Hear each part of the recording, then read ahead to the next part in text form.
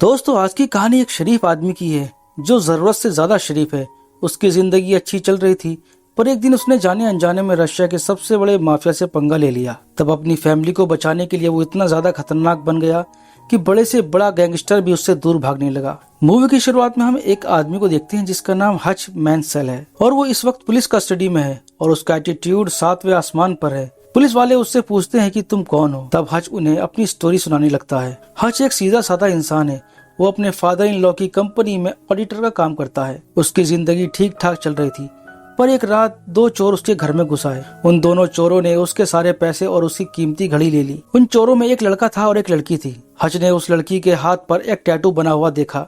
वो चोर घर से बाहर जाने लगे, लेकिन तभी हच का बेटा ब्लैक आ गया और उसने चोरों पर अटैक कर दिया। यहाँ हच के पास पूरा मौका था कि वो उन चोरों पर अटैक करे और उनको पकड़ ले, मगर वो ठहरा सीधा साधा इंसान।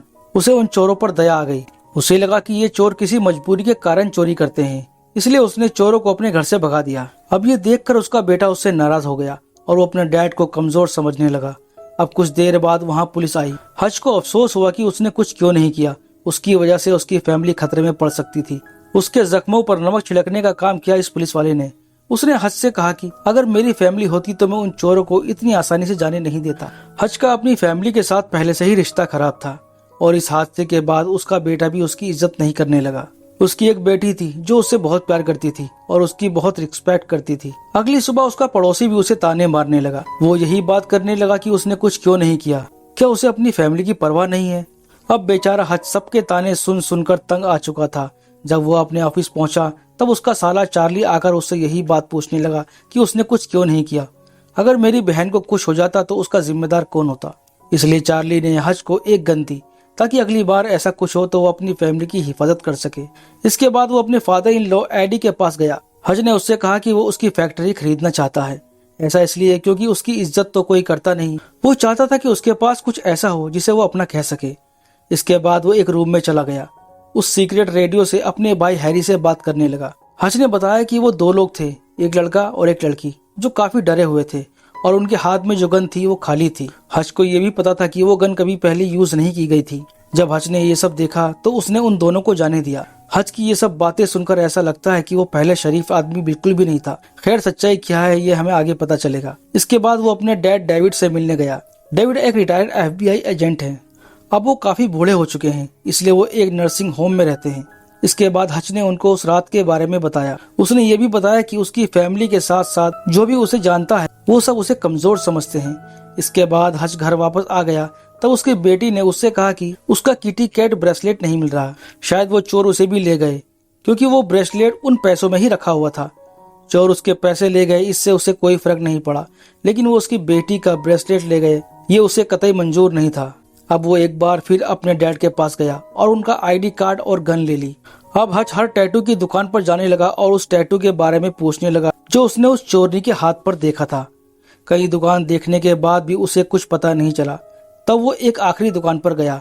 जब उसने अपना ID कार्ड दिखाया तब शॉप के ऑनर ने उससे कहा कि ये कार्ड 20 साल पहले एक्सपायर हो गया है और उसमें लगी फोटो भी तेरी नहीं है। अब वहाँ कुछ गुंडों ने हच को घेर लिया।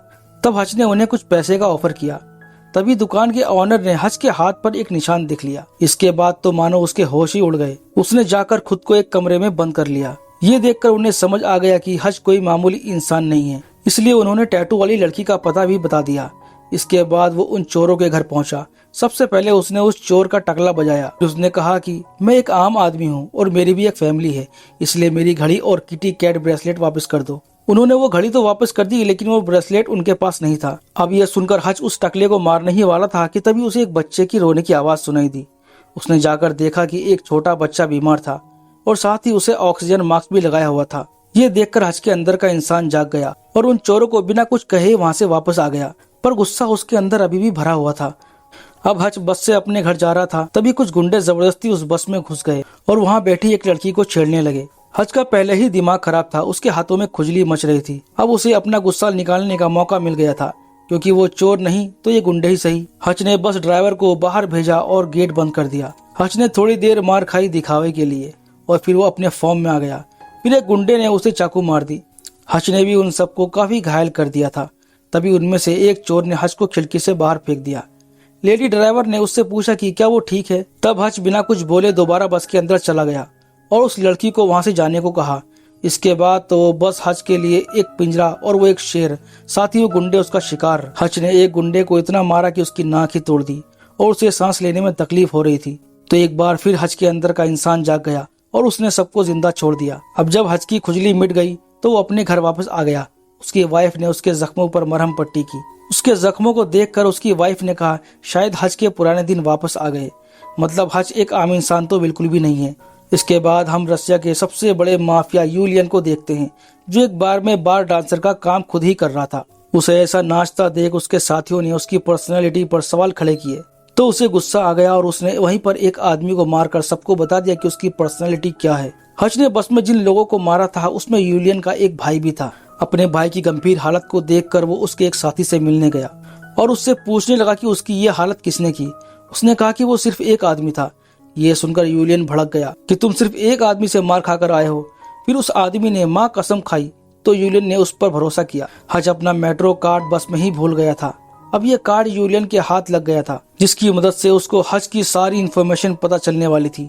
अगले दिन वो अपनी फैमिली के साथ ब्रेकफास्ट कर रहा था, तब उसके पास उसके भाई हैरी का फोन आता है। हैरी ने उसे बताया कि उसमें से एक यूलियन का भाई भी था, इसलिए अब वो तुम्हें ढूंढ रहा है। तुम एक बहुत बड़ी मुसीबत में फंस चुके हो, इसलिए तुम्हें बार्बर से जाकर मिलना चाहिए। हज को अब लगा कि बात बहुत बिगड़ चुकी है, तो वो बार्बर से मिलने चला गया।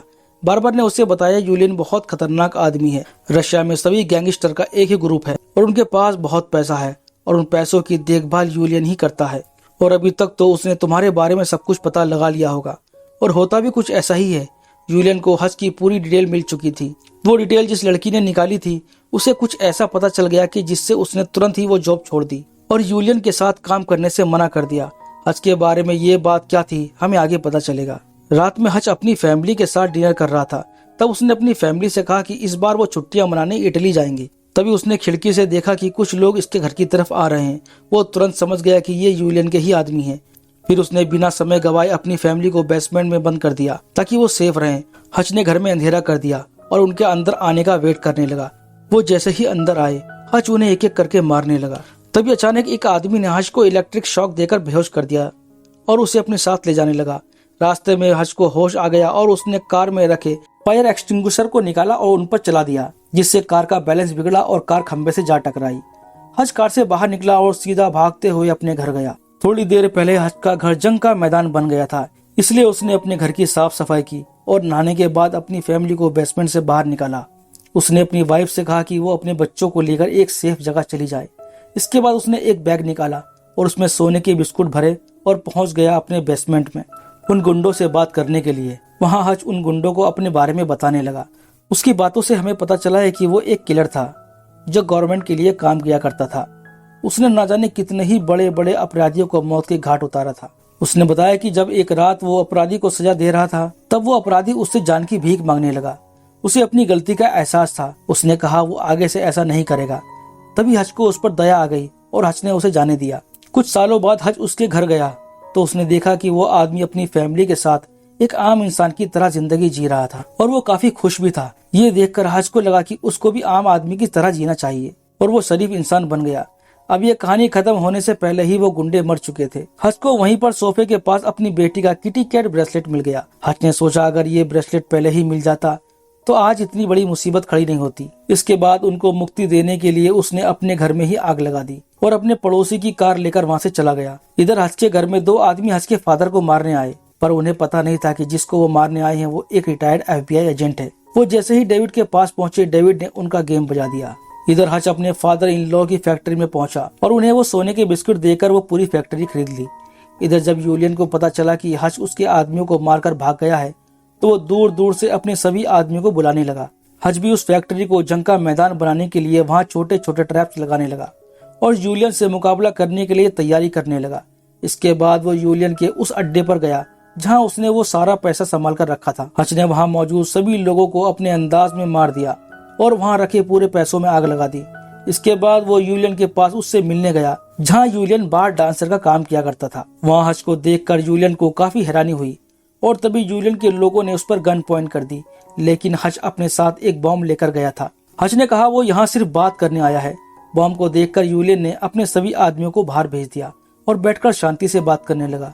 हच ने कहा कि तू मेरी फैमिली तक पहुंच गया था, इसलिए मैंने हिसाब बराबर करने के लिए तेरे सारे पैसों को आग लगा दी। अच्छी बात तो ये है कि ये बात सुनकर यूलियन को हार्ट अटैक नहीं आया। हच ने यूलियन को समझाया कि तू बचे हुए पैसों से अच्छी जिंदगी जी, एक शरीफ आदमी की तरह, आम आदमी की तरह।